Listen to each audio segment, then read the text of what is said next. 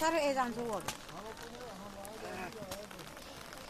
यसो यो त रान्ना हात भयो कि ना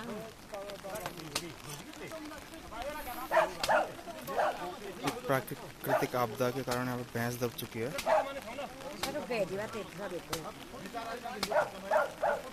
बादल फटा है और पूरी गौशाला बह चुकी है।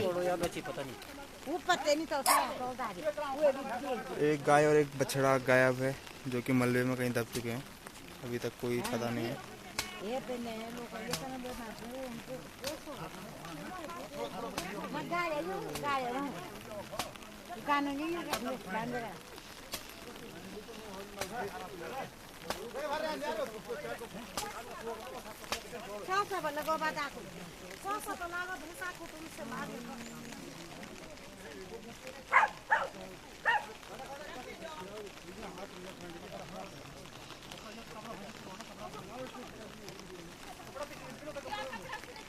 ये कौन कम बजा का